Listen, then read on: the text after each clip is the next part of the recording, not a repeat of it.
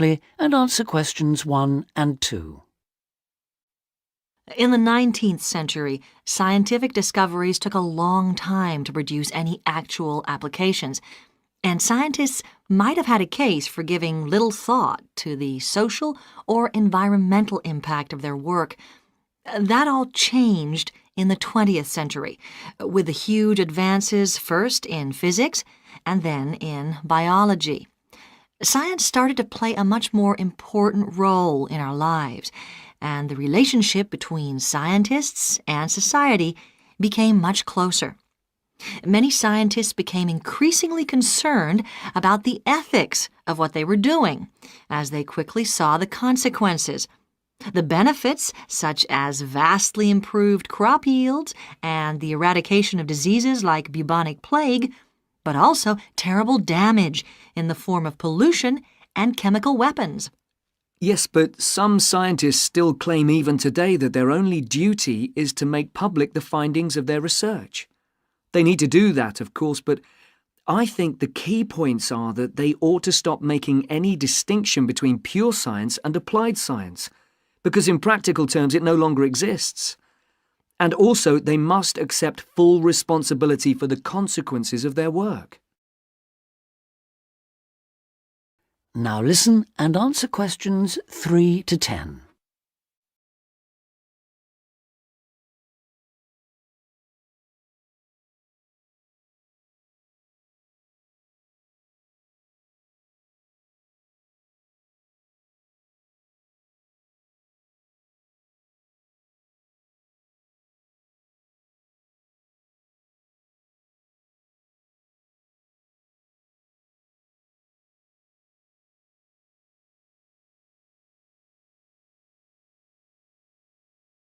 Now listen and answer questions 3 to 10. Let's explore that last point a little further. How can scientists put that responsibility into practice? By educating the public, particularly through the media and at the workplace. Another thing they must do is advise on what might one day go wrong as a result of what they're coming up with now. That seems essential. And just as importantly, if and when things do go wrong, they need to sort them out, especially where the fault lies with the original research. How do you feel about the international role of scientists, given that their work crosses frontiers so readily? I think it gives them, or at least should give them, a global view. In this respect, some of them are better placed than many politicians to see how new discoveries are likely to affect particular parts of the world. But will the politicians listen? Probably not. But I'm not suggesting getting involved with politics or politicians. Much better to raise the public's awareness of scientific issues so they can put the pressure on at election time. There's a problem here, though, isn't there, with the way the public sees scientists. They're all either mad or bad. That's something they need to work on, definitely. To regain public trust, they'll have to show they're accountable, and that science is about improving people's lives. That may not be so easy. What do you think are the areas in science that really worry people these days? Science in agriculture, above all. There's been all this media hysteria about Frankenstein foods, but there is a genuine issue here. Whether adding specific genes to plants is a valid way of increasing food production, or whether it risks the appearance of new diseases, of superweeds and pests. Which links it to another controversy, using chemicals to control pests. And that's something else that was at first thought to be harmless, but we now know that the careless spraying of crops has led to all kinds of health problems for people. Plus a devastating loss of biodiversity, with huge numbers of insects, birds and mammals simply disappearing from the countryside, fish dying in poisoned rivers and so on.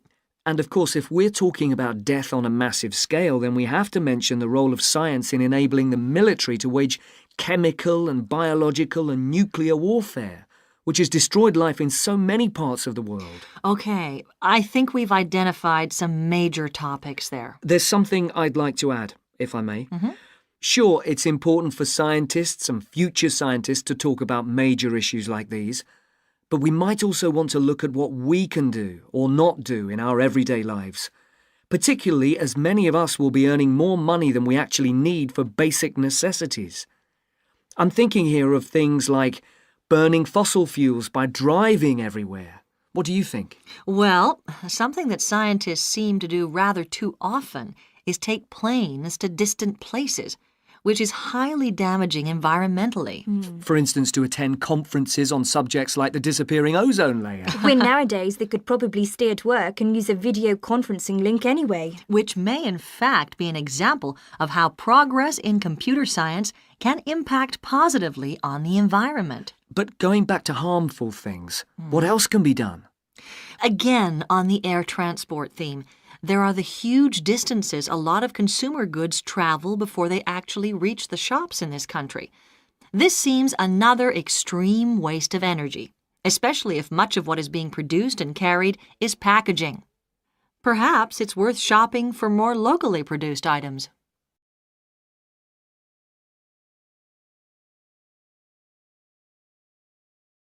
That is the end of part 1. You now have half a minute to check your answers.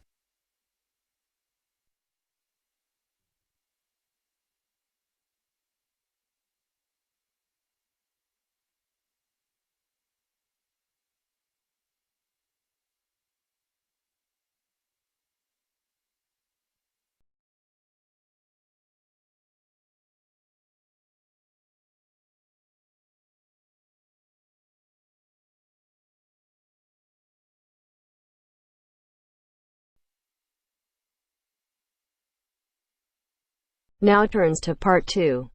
Part 2. First, you have some time to look at questions 11 to 15.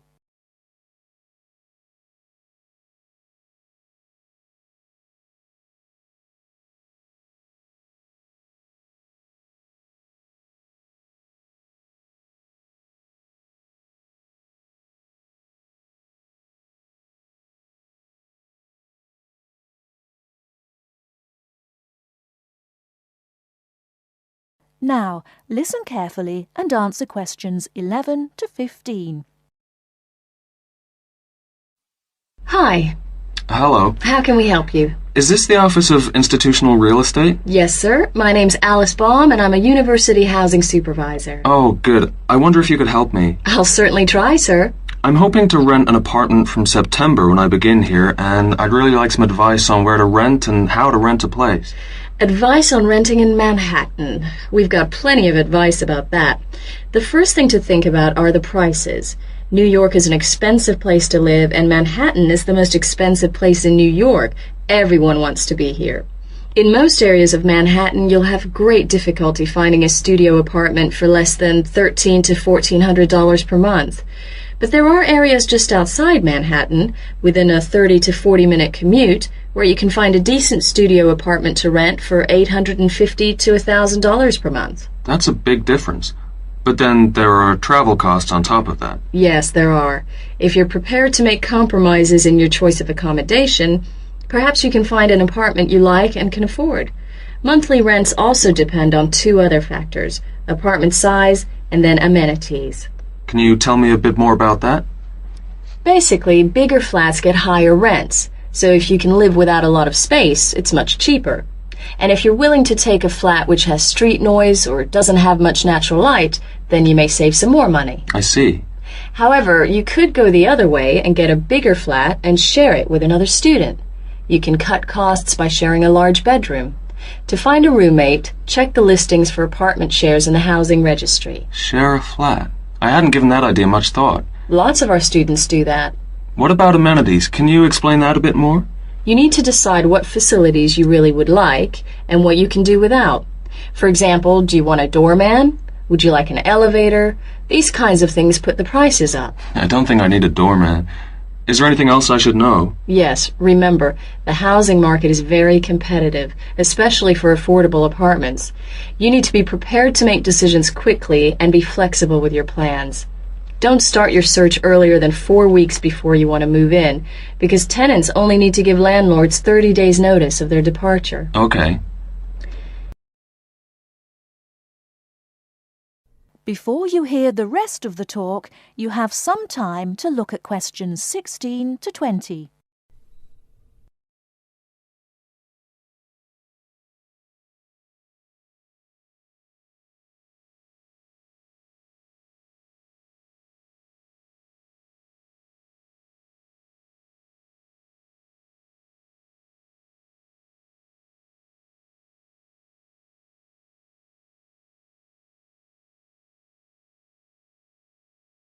Now listen and answer questions 16 to 20. And make apartment hunting your life for 2 or 3 weeks. That should be enough time to get familiar with the market and find what you're looking for. What's the best way of finding a place? There are really only 2 ways. You do it yourself or you get someone else to do it for you. That sounds interesting. How do I do that? There are property brokers who will find a place for you. They can guide you to the property of your choice and help you with the paperwork. Well, that sounds great.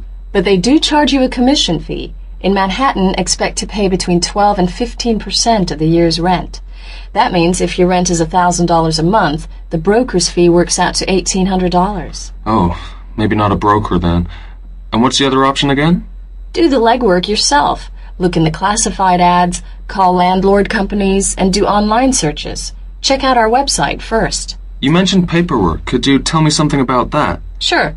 To rent an apartment, you may be asked to complete an application by your prospective landlord. You may also be asked to pay between $50 and $200 for credit reports. Landlords want to see evidence of steady income and good credit. I see. Because you're a full-time student, most landlords will require a guarantor, someone to guarantee you will pay the rent on time. And when the landlord approves your apartment application, be prepared to pay the first month's rent and the deposit when you sign the lease. That's a lot to think about, and it sounds like a lot of hard work. Thank you very much for the advice. You're very welcome, and good luck.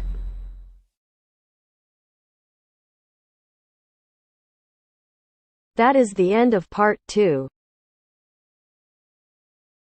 You now have half a minute to check your answers.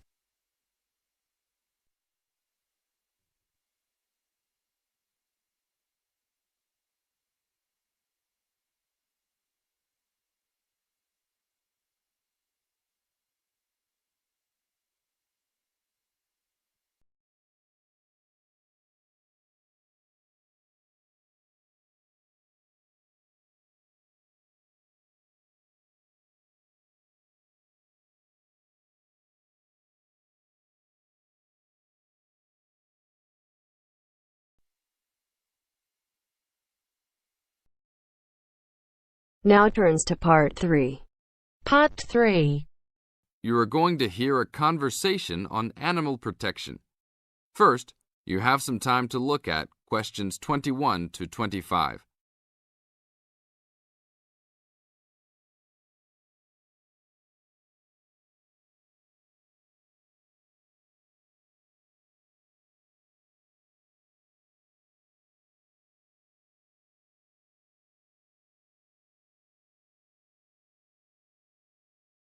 Now listen to the tape and answer the questions. Thanks for joining us today, Mike.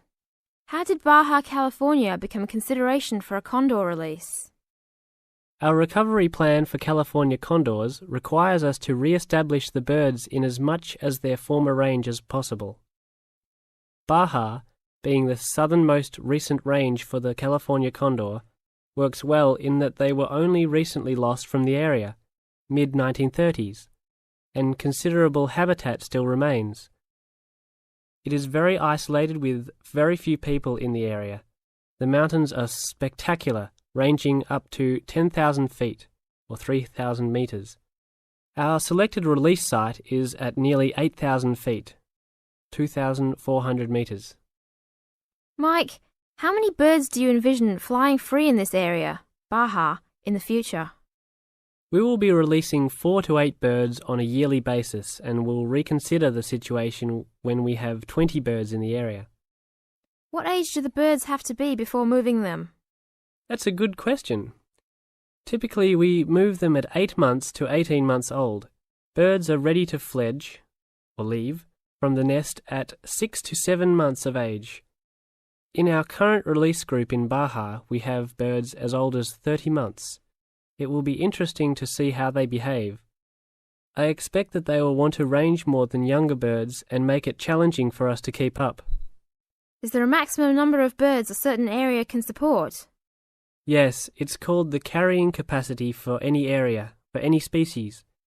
In our case, our strategy to find that number is to saturate the environment to a level where we determine that the birds are showing difficulty either in finding food, behaviourally, or in survivorship. That level is greatly determined by the availability of food in the area and nesting possibilities.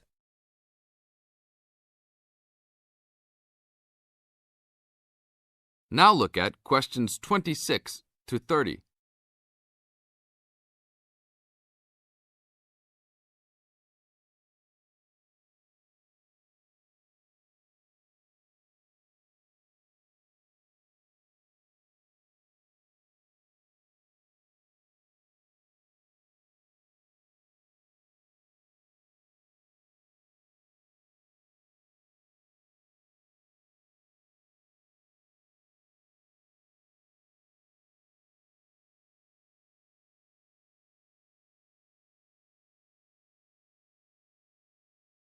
As the talk continues, answer questions 26 to 30. What do you hope to accomplish with this release in the long run? I expect that well within 10 years the condors will be flying north and joining birds already released in Southern California. Hopefully we will reach at least 150 birds in each of these populations within about 15 years. What would you say is the biggest contribution to the California Condor program's success? That would have to be the fact that we were able to breed the birds in captivity from the 27 birds we started with in 1987 to the 205 birds we have today. This is thanks to cooperation between the San Diego Wild Animal Park, the Los Angeles Zoo, and the World Center for Birds of Prey in Boise, Idaho. Are there any problems keeping track of and protecting your released animals outside of the US? Nope. We are using radio transmitters and will be using the new satellite and GPS transmitters as well. Which system is better? Using satellites. The advantages over radio telemetry are numerous. It makes it possible to keep up with the bird's flight without being led miles in a matter of minutes. It took the young condor only a week to migrate across the state, and with just radio telemetry, poor weather can keep a plane grounded, and not all roads are accessible to track them on ground. New technology will allow one to be able to track birds that are not accessible by plane. Also, it is a new way to gauge the effectiveness of reintroduction. How so? If a condor transmitter works properly, researchers will get a location every 10 days for about 2 years. Do you see an end in sight for the need to breed condors in captivity? Yes, that would be great. But it will take a while for us to establish the two wild populations and make sure that they are sustainable. Part of our recovery is to maintain a captive flock of 150 birds in various zoos around the country as a safety net for the future.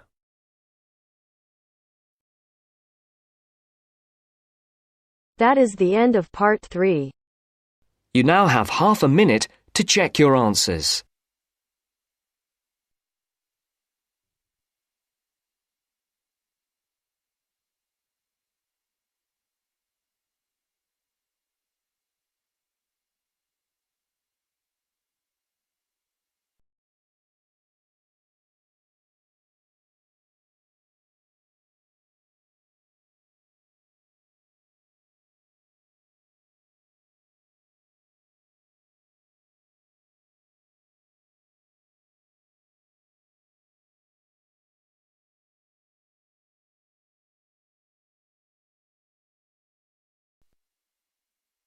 Now turns to part 4. Part 4. You will hear an extract from a university lecture on the topic of marketing. First, you have some time to look at questions 31 to 40.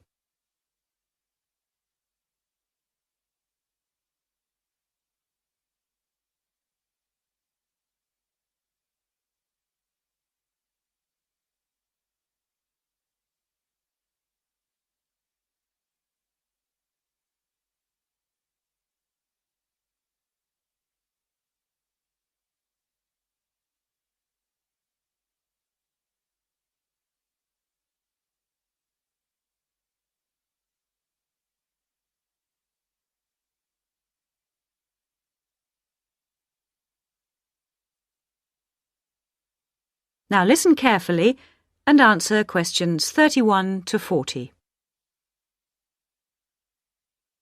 Last week we looked at some general principles associated with marketing, and today I'd like to look at some of those points in a little more detail. So, what is marketing? Or put another way, what does the term marketing mean?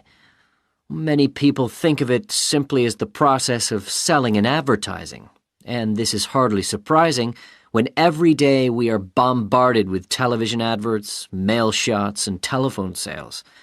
But selling and advertising are only two functions of marketing. In fact, marketing, more than any other business function, deals with customers. So perhaps the simplest definition is this one. Marketing is the delivery of customer value and satisfaction at a profit. In other words, finding customers, keeping those customers happy, and making money out of the process. The most basic concept underlying marketing is the concept of human needs. These include basic physical needs for things like food, as well as warmth and safety. And marketers don't invent these needs. They're a basic part of our human makeup. So, besides physical needs, there are also social needs, for instance, the need to belong and to be wanted. And in addition to social needs, we have the need for knowledge and self-expression, often referred to as individual needs. As societies evolve, members of that society start to see things not so much in terms of what they need, but in terms of what they want. And when people have enough money, these wants become demands.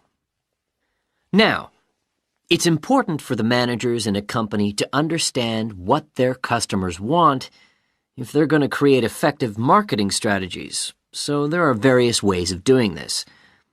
One way at supermarkets, for instance, is to interview customers while they're doing their shopping. They can be asked about their buying preferences, and then the results of the survey can be analyzed. This provides reliable feedback on which to base future marketing strategies. It's also quite normal for top executives from department stores to spend a day or two each month visiting stores and mixing freely with the public, as if they were ordinary customers, to get an idea of customer behavior. Another way to get information from customers is to give them something. For instance, some fast food outlets give away vouchers in magazines or on the street that entitle customers to get part of their meal for nothing. As well as being a good way of attracting customers into the restaurants to spend their money, it also allows the managers to get a feel for where to advertise and which age groups to target. Another strategy employed at some well-known theme parks, such as Disneyland, is for top managers to spend at least one day in their career touring the park dressed as Mickey Mouse or some other cartoon character. This provides them with the perfect opportunity to survey the scene and watch the customers without being noticed. Okay, well, we mentioned customer satisfaction at the beginning of this lecture, and I'd like to return briefly to that as it relates to what we've just been talking about. If the performance of a product falls short of the customer's expectations, the buyer is going to be dissatisfied. In other words, if the product you buy isn't as good as you'd expected, then the chances are you'll be unhappy about it. If, on the other hand, performance matches expectations and the product you buy is as good as you expected, then generally speaking, the buyer is satisfied. But smart companies should aim one step higher. They should aim to delight customers by promising only what they can be sure of delivering and then delivering much more than they promised. So then, if, as sometimes happens, performance is better than expected, the buyer is delighted and is twice as likely to come back to the store. Now, let's move on to look at the role of advertising. That is the end of part 4. You now have half a minute to check your answer.